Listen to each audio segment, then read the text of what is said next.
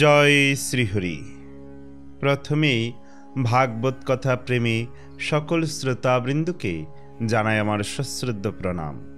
অতঃপর ভগবত ভক্তি প্রদায়িনী গ্রন্থরাজ শ্রীমদ্ ভাগবতের বন্দনা করে শুরু করছি শ্রীমদ্ ভাগবতের পঞ্চম স্কন্দের 49 অধ্যায় কিমপুরুষ ও ভারতবর্ষের বর্ণনা। তাই সবাইকে মনোযোগ সহকারে শ্রবণ করার অনুরোধ রইল। তার আগে অমৃত কাদম্বিনী চ্যানেলটি সাবস্ক্রাইব না করলে এখনই সাবস্ক্রাইব করুন আর নিত্য ভাগবত কথা শ্রবণ করুন। হরি ওম তৎসৎ। কৃষ্ণায় বাসুদেবায় হরে পরমাত্মনে প্রণত ক্লেশনাশায় গোবিন্দায় নমো নমঃ। নারায়ণং নমস্কৃত্য নরং চৈব নরোত্তমং দেবীং সরস্বতীং ব্যাসং ততো জয়মুদীরয়েৎ। সংসার বিজয়ী গ্রন্থ শ্রীমদ্ ভাগবত উচ্চারণ করার পূর্বে পরমেশ্বর ভগবান নারায়ণ সর্বশ্রেষ্ঠ মানব নর নারায়ণ ঋষি নামক ভগবত অবতার বিদ্যাদেবী সরস্বতী এবং ব্যাসদেবকে আমি আমার সশ্রদ্ধ প্রণতি নিবেদন করি। শ্রীল সুখদেব গোস্বামী বললেন, হে রাজন, কিমপুরুষ বর্ষে হনুমান সর্বদা সেই বর্ষবাসীগণ সহ লক্ষণাগ্রজ এবং সীতাপতি শ্রী রামচন্দ্রের প্রেমময়ী সেবায় যুক্ত। গন্ধর্বগণ সর্বদা শ্রী রামচন্দ্রের মহিমা কীর্তনে রত। সেই কীর্তন পরম কল্যাণময়ী। কিমপুরুষ বর্ষপতি অরিষ্টসেন সহ হনুমান নিরন্তর অত্যন্ত মনোযোগ সহকারে সেই মহিমা শ্রবণ করেন। হনুমান এই মন্ত্রগুলি গান করেন। আমি আপনার প্রসন্নতা বিধানের জন্য প্রণব জপ করি। সর্বশ্রেষ্ঠ পুরুষদের মধ্যে শ্রেষ্ঠ আপনাকে আমি আমার সশ্রদ্ধ প্রণতি নিবেদন করি। আপনি আর্যদের সমস্ত সদ্গুণের উৎস। আপনার চরিত্র ও আচরণ সর্বদা অবিচল এবং আপনার ইন্দ্রিয় ও চিত্ত সর্বদা সংযত। একজন সাধারণ মানুষের মতো আচরণ করে আপনি আপনার আদর্শ চরিত্র প্রদর্শন করে সকলকে শিক্ষা দেন কিভাবে আচরণ করা কর্তব্য। নিকষ পাথরে কেবল স্বর্ণের গুণের পরীক্ষা হয়, কিন্তু আপনি এমনই স্পর্শমণি যাতে সমস্ত উত্তম গুণের পরীক্ষা হয়। আপনি ভক্তাগ্রগণ্য ব্রাহ্মণদের দ্বারা উপাসিত। হে পরম পুরুষ, হে রাজাদিরাজ, আমি আপনাকে আমার প্রণতি নিবেদন করি। যার সচ্চিদানন্দ বিগ্রহ জড় গুণের দ্বারা কলুষিত নয়, সেই ভগবানকে শুদ্ধ চেতনার দ্বারাই দর্শন করা যায়। বেদান্তে তাকে এক এবং অদ্বিতীয় বলে বর্ণনা করা হয়েছে। তার চিন্ময় শক্তির প্রভাবে তিনি জড় কুলুষের অতীত। তিনি মায়িক চেষ্টা শূন্য এবং তিনি প্রাকৃত নাম ও রূপ বিবর্জিত। কেবল শুদ্ধ চেতনায় বা ভগবত চেতনায় ভগবানের চিন্ময় রূপ দর্শন করা যায়। সেই ভগবান শ্রী রামচন্দ্রের শ্রী পাদপদ্মে নিষ্ঠাপরায়ণ হয়ে আমরা তার চরণকমলে আমাদের সশ্রদ্ধ প্রণতি নিবেদন করি। রাক্ষসরাজ রাবণ মানুষ ব্যতীত অন্য কারোর বদ্ধ ছিল না এবং সেই জন্য ভগবান শ্রী রামচন্দ্র মনুষ্যরূপে অবতীর্ণ হয়েছিলেন। কিন্তু শ্রী রামচন্দ্রের উদ্দেশ্য কেবল রাবণকে বধ করাই ছিল না। স্ত্রী সঙ্গ যে বহু দুঃখের কারণ, তা মর্ত্যজীবদের শিক্ষা দেওয়াও তার অবতরণের অন্যতম উদ্দেশ্য ছিল। তিনি বিশ্বাত্মা পরমেশ্বর এবং তিনি স্বস্বরূপে আনন্দ উপভোগ করেন। তার শোচনীয় কিছু নেই। অতএব তার সীতাদেবীর বিরহজনিত দুঃখ কি করে হতে পারে? যেহেতু শ্রী রামচন্দ্র হচ্ছেন ভগবান বাসুদেব, তাই তিনি এই ত্রিভুবনের কোনো কিছুর প্রতি আসক্ত নন। সমস্ত আত্মতত্ত্ববিদ মহাত্মাদের তিনি প্রিয়তম পরমাত্মা এবং অন্তরঙ্গ সুহৃদ। তিনি সর্ব ঐশ্বর্যপূর্ণ। তাই তার পক্ষে পত্নীর বিরহে দুঃখিত হওয়া এবং তার পত্নী ও কনিষ্ঠ ভ্রাতা লক্ষ্মণকে ত্যাগ করাও সম্ভব নয়। এই দুয়ের কোনো একটিও ত্যাগ করা তার পক্ষে সম্পূর্ণরূপে অসম্ভব।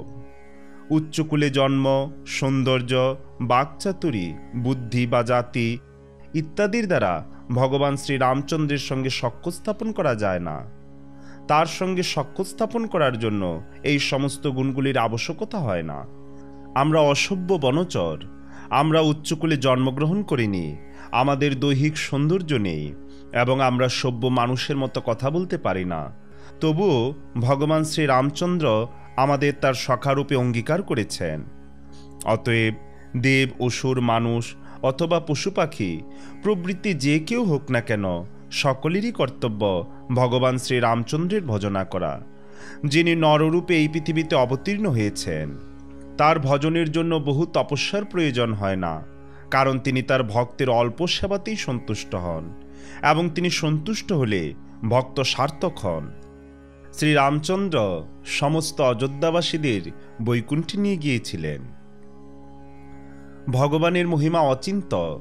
ভক্তদের কৃপাপূর্বক ধর্ম, জ্ঞান, বৈরাগ্য, ঐশ্বর্য, ইন্দ্রিয় সংযম ও নিরহংকার শিক্ষা দান করার জন্য তিনি ভারতবর্ষে বদ্রিকাশ্রম নামক স্থানে আবির্ভূত হয়েছেন। তিনি চিন্ময়, ঐশ্বর্যপূর্ণ এবং কল্পান্ত পর্যন্ত তপস্যায় রত। এটি আত্ম উপলব্ধির পন্থা। নারদ পঞ্চরাত্র নামক গ্রন্থে ভগবান নারদ অত্যন্ত বিস্তারিতভাবে বর্ণনা করেছেন কিভাবে জ্ঞান এবং যোগের দ্বারা জীবনের পরম লক্ষ্য ভক্তি লাভ করা যায়। তিনি ভগবানের মহিমাও বর্ণনা করেছেন। দেবর্ষি নারদ এই চিন্ময় গ্রন্থের বিষয়বস্তু সাবর্ণী মনুকে উপদেশ দিয়েছিলেন, যাতে তিনি বর্ণাশ্রম ধর্ম অনুষ্ঠানকারী ভারতবর্ষবাসীদের ভগবত ভক্তি লাভের পন্থা প্রদর্শন করতে পারেন। এইভাবে নারদমুনি ভারতবর্ষবাসীদের সঙ্গে সর্বদা নরনারায়ণের সেবায় যুক্ত হয়ে এই মন্ত্র কীর্তন করেন। সমস্ত ঋষিদের মধ্যে শ্রেষ্ঠ ভগবান নরনারায়ণকে নমস্কার। তিনি জিতেন্দ্রিয়, নিরহংকার, নিষ্কিঞ্চনের ধন, পরমহংসদের গুরু এবং আত্মা রামগণের অধিপতি। তার সেই পাদপদ্মে আমি বারবার প্রণতি নিবেদন করি। দেবর্ষি নারদ এই মন্ত্রটি কীর্তন করে নরনারায়ণের আরাধনা করেন। ভগবান এই জগতের সৃষ্টি, পালন এবং সংহারের কর্তা, তবুও তিনি সর্বত্রভাবে কর্তৃত্বাভিমান শূন্য। যদিও মূর্খ মানুষেরা মনে করে যে তিনি আমাদের মতো একটি জড় শরীর ধারণ করেছেন, কিন্তু তিনি ক্ষুধা, তৃষ্ণা এবং ক্লান্তির দৈহিক ক্লেশের দ্বারা প্রভাবিত হন না। যদিও তিনি সব কিছুর সাক্ষী, তবুও সেই সমস্ত বিষয়ের দ্বারা তার ইন্দ্রিয় কুলুষিত হয় না। সে অনাসক্ত জগতের সাক্ষী পরমাত্মা শ্রী ভগবানকে আমি বারবার প্রণাম করি। হে ভগবান যোগেশ্বর, আত্মতত্ত্ববিদ ব্রহ্মা যে যোগের পন্থা বর্ণনা করেছিলেন, এটি তারই পুনরাবৃত্তি। মৃত্যুর সময় যোগীরা আপনার শ্রী পাদপদ্মে তাদের চিত্ত স্থাপন করে তাদের জড়দেহ ত্যাগ করেন। সেটি হচ্ছে যোগের পূর্ণতা। বিষয়াসক্ত ব্যক্তিরা সাধারণত তাদের বর্তমান শরীর এবং ভবিষ্যৎ শরীরের সুখ স্বাচ্ছন্দ্যের প্রতি অত্যন্ত আসক্ত। তাই তারা সর্বদা তাদের পত্নী, সন্তান এবং ধন সম্পদের চিন্তায় সর্বদা মগ্ন থাকে এবং মলমূত্রে পূর্ণ শরীরটি ত্যাগ করার ব্যাপারে অত্যন্ত ভীত হয়। কিন্তু ভগবত ভাবনামৃতের অনুশীলনকারী ব্যক্তিও যদি তাদের মতো মৃত্যু ভয়ে ভীত হন, তাহলে শাস্ত্র অধ্যয়ন করে কী লাভ? তা কেবল সময়েরই অপচয় মাত্র। অতএব হে অধ্যক্ষজ ভগবান, দয়া করে আপনি আমাদের ভক্তিযোগ সম্পাদন করার শক্তি দিন, যাতে আমরা আমাদের অস্থির মনকে সংযত করে আপনার চিন্তায় তা স্থির করতে পারি। আমরা আপনার মায়ার দ্বারা প্রভাবিত, তাই আমরা মলমূত্রপূর্ণ এই দেহের প্রতি এবং এই দেহের সাথে সম্পর্কিত যা কিছু, সেই সবের প্রতি অত্যন্ত আসক্ত। ভগবত ভক্তি ব্যতীত এই আসক্তি ত্যাগ করার আর কোনো উপায় নেই।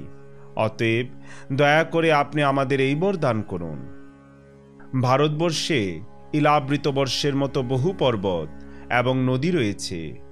মলয়, মঙ্গলপ্রস্থ, মৈনাক, ত্রিকূট, ঋষভ, কুটক, কুল্লক, সহ্য, দেবগিরি, ঋষ্যমুখ, শ্রীশৈল, ব্যাঙ্কট, মহেন্দ্র, বারিধার, বিন্দ, শক্তিমান, ঋক্ষগিরি, পারিযাত্র, দ্রোণ, চিত্রকূট, গোবর্ধন, রৈবতক, ককুব, নীল, গোকামুখ, ইন্দ্রকিল, কামগিরি আদি শতসহস্র পর্বত রয়েছে এবং তাদের সানুদেশ থেকে উৎপন্ন অসংখ্য নদ নদী রয়েছে। তাদের মধ্যে ব্রহ্মপুত্র ও সোন এই দুইটি নদ এবং চন্দ্রবসা, তাম্রপর্ণী, অবটোদা, কৃতমালা, বৈহায়সী, কাবেরী, বেণী, পয়সিনী, শর্করাবর্তা, তুঙ্গভদ্রা, কৃষ্ণবেন্না, ভীমরথী, গোদাবরী, নির্বিন্দা, পয়ুষ্ণী, তাপী, রেবা, সুরসা, নর্মদা, চর্মনতী, মহানদী, বেদস্মৃতি, ঋষিকুলা, ত্রিশামা, কৌশিকী, মন্দাকিনী, যমুনা, সরস্বতী, দৃশদতী, গুমতী, সরজু, রোদসতী, সপ্তবতী, সুষুমা, শতদ্রু, চন্দ্রভাগা, মরুদ্রিধা, বিতস্তা, অশিকনী, বিশা, এই সমস্ত মহানদী প্রধান। ভারতবাসীরা এই সমস্ত নদী স্মরণ করার ফলে পবিত্র। কখনো কখনো তারা এই সমস্ত নদীর নাম মন্ত্ররূপে উচ্চারণ করেন এবং কখনো কখনো তারা এই নদীর জল স্পর্শ করে তাতে স্নান করেন। এইভাবে ভারতবাসীরা পবিত্র হন। এই বর্ষে যারা জন্মগ্রহণ করে তারা সত্য, রজ এবং তমগুণে তাদের কর্ম অনুসারে দৈবী, মানসী ও নারকী প্রবৃত্তি নানা প্রকার গতি লাভ করে। কারণ ভারতবর্ষে মানুষ ঠিক তার পূর্বকৃত কর্ম অনুসারে জন্মগ্রহণ করে। কেউ যদি সদ্গুরুর দ্বারা তার স্থিতি সম্বন্ধে অবগত হয়ে যথাযথভাবে শিক্ষালাভ করার মাধ্যমে বর্ণাশ্রম ধর্ম অনুসারে ভগবান শ্রীবিষ্ণুর সেবায় যুক্ত হয়, তাহলে তার জীবন সার্থক হয়। বহু বহু জন্মের পর পুণ্যকর্মের ফল যখন পরিপক্ক হয়, তখন শুদ্ধ ভক্তের সঙ্গ করার সৌভাগ্য লাভ হয়। নানা প্রকার সকাম কর্মের ফলে অবিদ্যার যে বন্ধন, তখন সে তা ছেদন করতে সক্ষম হয়। শুদ্ধ ভক্তের সঙ্গ প্রভাবে সর্বভূতের আত্মা আসক্তিরহিত, মন ও বাক্যের অগোচর এবং সম্পূর্ণরূপে স্বতন্ত্র ভগবান বাসুদেবে ভক্তিলাভ হয়। বাসুদেবের প্রতি এই প্রেমময়ী সেবা বা ভক্তিযোগী হচ্ছে মুক্তির প্রকৃত পথ। যেহেতু মনুষ্য জন্ম আত্ম উপলব্ধির সর্বশ্রেষ্ঠ উপায়, তাই স্বর্গের দেবতারা বলেন, আহা, এই ভারতবর্ষে জন্মগ্রহণ করেছেন যে মানুষেরা, তারা নিশ্চয়ই মহাপুণ্যজনক তপস্যা করেছেন, অথবা ভগবান নিশ্চয়ই তাদের প্রতি অত্যন্ত প্রসন্ন হয়েছেন। তা না হলে কিভাবে তারা এমনভাবে ভগবত ভক্তিতে যুক্ত হয়েছেন? আমরা ভগবত ভক্তি সম্পাদনের সৌভাগ্য লাভের জন্য ভারতবর্ষে মনুষ্য জন্ম লাভ করতে চাই, আর এই মানুষেরা ইতিমধ্যেই সেই সৌভাগ্য লাভ করেছেন। দেবতারা বলেন, দুষ্কর যজ্ঞ, কঠোর তপস্যা, ব্রত ও দানাদির ফলে আমরা স্বর্গলাভ করেছি, কিন্তু তাতে কি ফল লাভ হলো? এখানে আমরা ইন্দ্রিয় সুখ ভোগে প্রবলভাবে লিপ্ত হওয়ার ফলে ভগবান শ্রী নারায়ণের শ্রী পাদপদ্ম কদাচিৎ স্মরণ করতে পারি।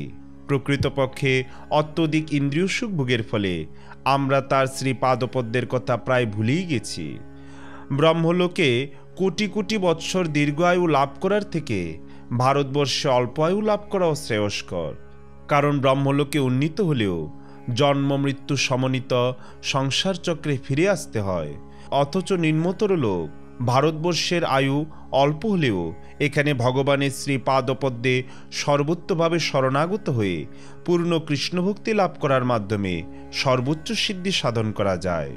এইভাবে জন্ম মৃত্যুর অতীত বৈকুণ্ঠ লোকে অভয়পদ প্রাপ্ত হওয়া যায়।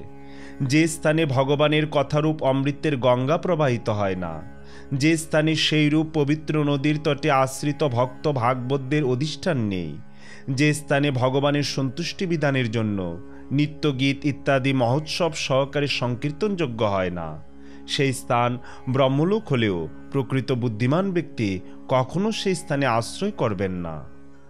ভারতবর্ষ ভগবত ভক্তি সম্পাদনের উপযুক্ত স্থান ও পরিবেশ প্রদান করে, যার ফলে মানুষ জ্ঞান এবং কর্মের বন্ধন থেকে মুক্ত হতে পারে।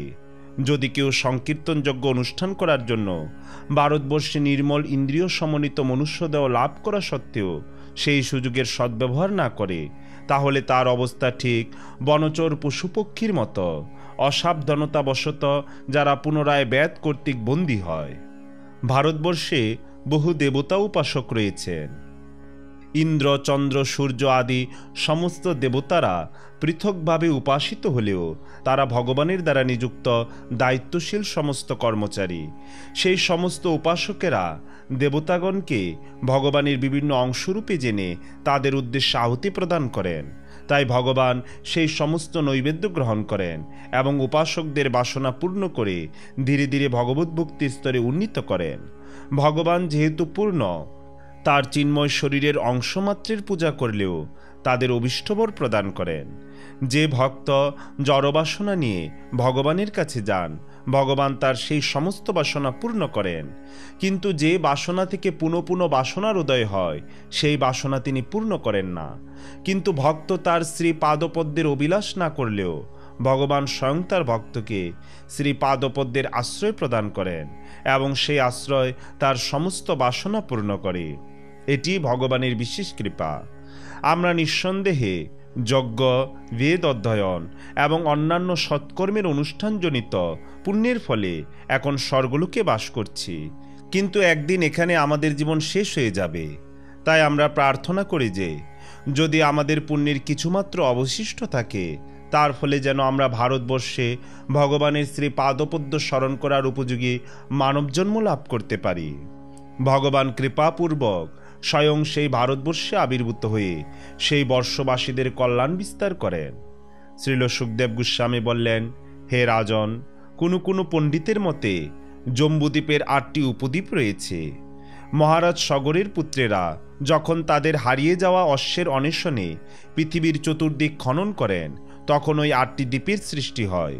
সেই দ্বীপগুলির নাম স্বর্ণপ্রস্থ, চন্দ্রশুক্ল, আবর্তন, রমনক, মন্দর হরিণ, পাঞ্চজন্য, সিংহল এবং লঙ্কা। হে ভারতোত্তম মহারাজ পরীক্ষিত, জম্বুদ্বীপের বর্ষবিভাগ সম্বন্ধে আমি যেভাবে উপদেশ প্রাপ্ত হয়েছিলাম তা তোমার কাছে আমি বর্ণনা করলাম।